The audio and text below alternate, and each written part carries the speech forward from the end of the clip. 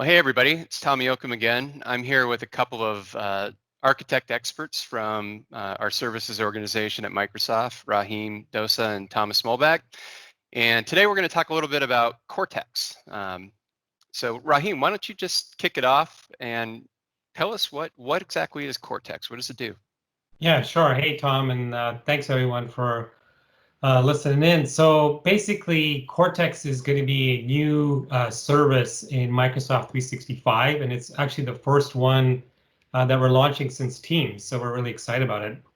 And essentially, Cortex is going to help bring knowledge, surface knowledge to the end user, right? Because the thing that customers are saying now is that knowledge is sort of spread out across 365 and different systems, and at times employees are finding it a challenge to basically find the information that they need.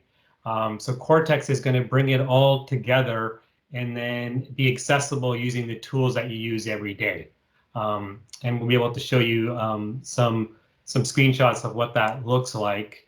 And the main goal of it is to really save time for businesses and to make the knowledge smarter within the organization. And there's also some really cool things that Cortex will allow you to do with AI and essentially do a lot of automation. So repetitive work will be something that Cortex, along with artificial intelligence, will be able to help reduce the time and effort, and we'll be able to show you a demo shortly. Cool. So how should I think about this? And is it kind of like an aggregator across the Office graph for information? Does it make it easier to get to that information? Or? So yeah, it's a really good question. And so essentially what Cortex is doing is it's using Microsoft Graph and artificial intelligence to pull in knowledge from Microsoft 365, right? So you can see the bottom here, Cortex will essentially grab content from SharePoint, OneDrive, Teams, and Yammer. And there's also using Graph and the connectors, we'll be able to access content in external repositories, right? So Azure, LinkedIn, SQL, various websites, and so forth. And it basically aggregates all of that knowledge. And then when the end user is using one of these tools here, like SharePoint, Teams, and Yammer, knowledge will be accessible via these three things here, right? So topic cards. Topic cards is essentially making knowledge accessible within the tool that you're actually using. So here's an example of a topic card. So this is a SharePoint intranet site, and one of the topics that's listed here is construction operations reliability, right? So Cortex is able to flag that as a topic, and then there's a little pop-up that will be visible that you can get information about construction operations reliability. So that's the topic itself, and you can see information about it. You can see the people involved and resources and so forth. And then all of the topic cards are accessible through, or the information in topic cards accessible through topic pages, right? So this thing here, so imagine if you just want to go to a page, think of it as a wiki to access that information as well. And then the combination of all of these topic pages can be found in a knowledge center. So like here is an example of a knowledge center. So you can see trending topics, you can see information about profile information. You can see, here's another screenshot of it, trending topics, expertise finder. You can see some expert answers and so forth.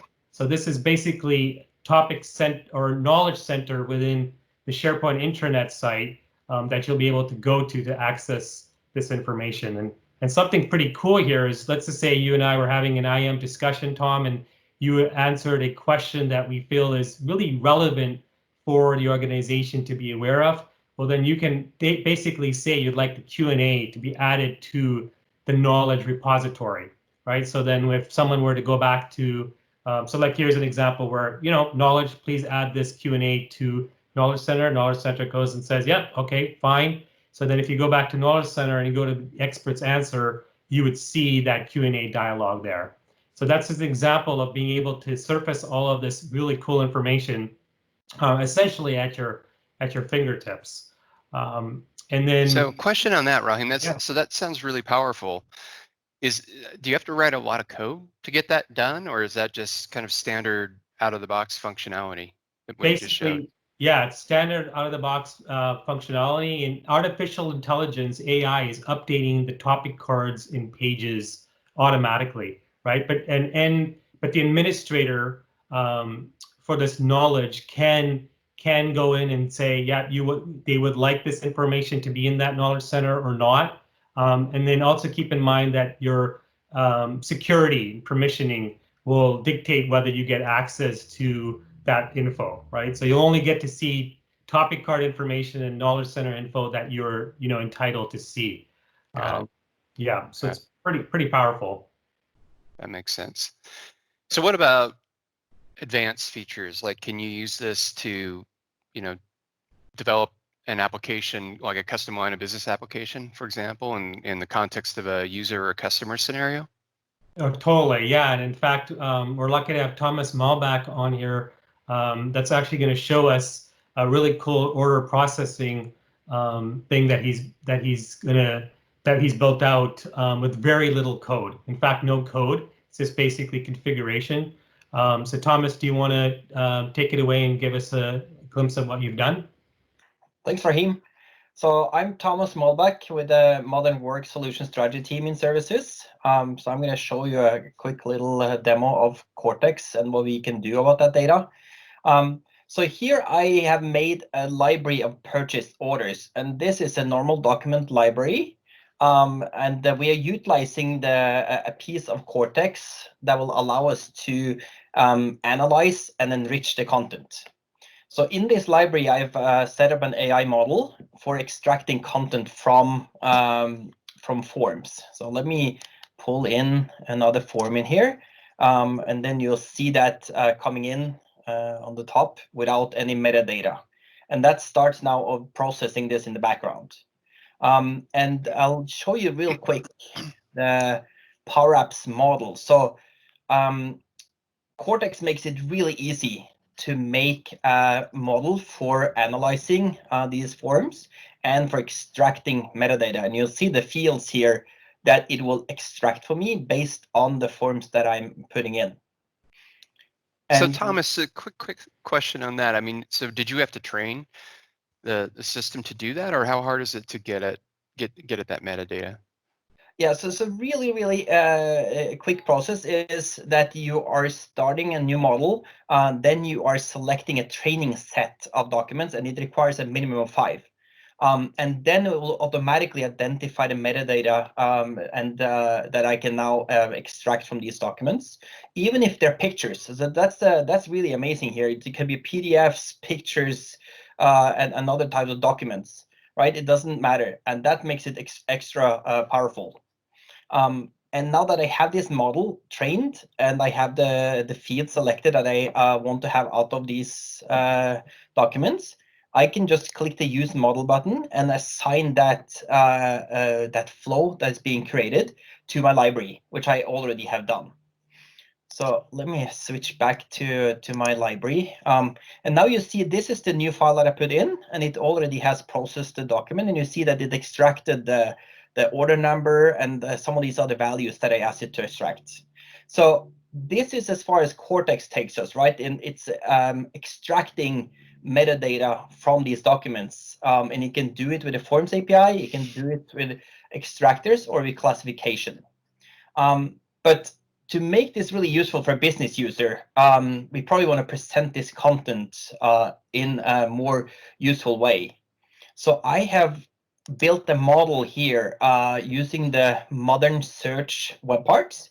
And the beauty of Cortex is that all this data that is written back into the list automatically gets searchable. So now by building a search-driven experience on top, I can now sit here and manage these orders. So I can look at this purchase order. You see the data has been extracted. And then I can go in and preview the document. And I can say 1434, and I can validate that this is exactly the same data that the AI was extracting for us, and I can approve this.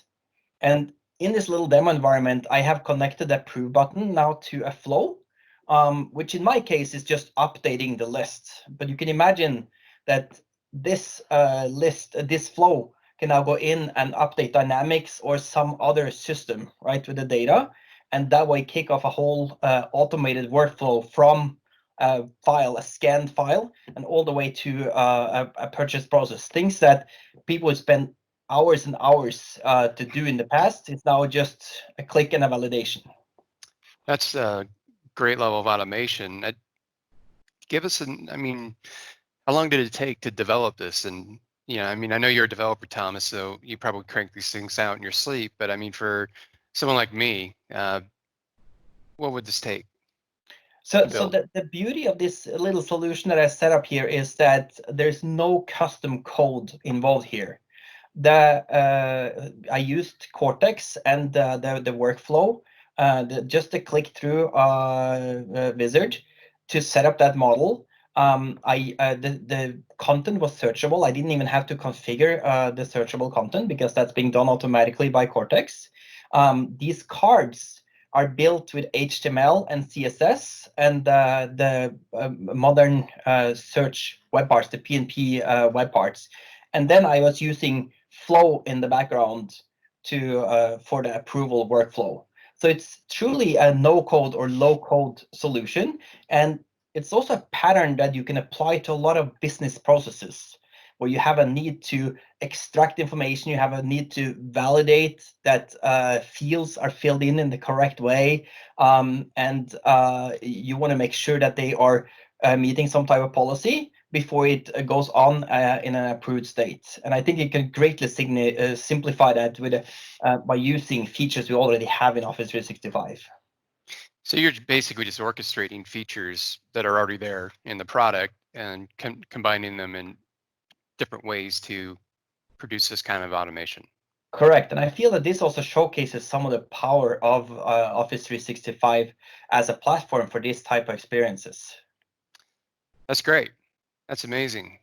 Well, thank you so much, Thomas and Rahim. This has been really cool to get a little bit of teaser of what Cortex is, and I know there's been a lot of talk about it out there. I think people are excited to hear about it, and it's neat to see it, instantiated in kind of a real world scenario that our customers could use. So thanks again for spending time with me. And folks, if you like this sort of thing or you want to hear different things, certainly give us some feedback on this, and appreciate it too if you find these valuable to subscribe to the channel. Thanks, Thomas and Rahim. All right, thank you. Thanks, Rob. Be safe. Thank you.